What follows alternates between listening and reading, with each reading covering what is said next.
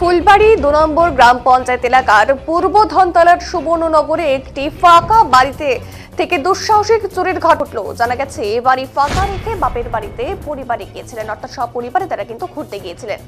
আর সোমবার সকালবেলা বাড়িতে ফিরে এসে দেখতে পায় ঘরের দরজার তালা ভাঙা এবং ভিতরে সমস্ত জিনিসপত্র লন্ডভন্ড অবস্থায় রয়েছে। সঙ্গে সঙ্গে কান্নায় ভেঙে পড়ে তারা। ঘটনার খবর দেওয়া হয় নিউ জলপাইগুড়ি থানার পুলিশ এবং পরিবারের লোকেরা জানিয়েছেন কিছু স্বর্ণ অলংকার ও নগদ 18,000 টাকা সহ প্রায় 50,000 টাকার মতো জিনিস চুরি হয়েছে। খবর পেয়ে পাড়া প্রতিবেশীরাও এসে ভিড় করেন সেই বাড়িতে। পুরো ঘটনার তদন্ত শুরু করেছে পুলিশ। এই যে আজকে সকালবেলা এখানে এসে দেখি যে ঘর থেকে সব চুরি হয়ে গেছে। কি কি ছিল ঘরে? কানের ছিল, আংটি ছিল, লকেট ছিল, টাকা ছিল। অনুমানিক কত টাকা হতে পারে? সব মিলে 14,500 তো এমনি ক্যাশ ছিল, আর এমনি ফুচকা যেখানে ওখানে তো ওগুলা তো ছিল, ওগুলা তো হিসাবের বাইরে। ঘর ভেঙে ঘটের টাকা নিয়ে নিচ্ছে।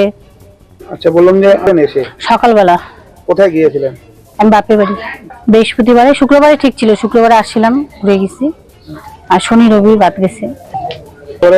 সব মিলে সোনা টোনা সব মিলে 50,000-এর উপরেই হবে। কি চাইছেন? মানে যে না কিনেছে তাকে ধরা চাইছে। আর কি চাবো, যে ধরা পড়ে কে নিছে, যাতে সেটা যাতে বুঝতে পারি আর যাতে শাস্তি হয়। আপনি কি করেন?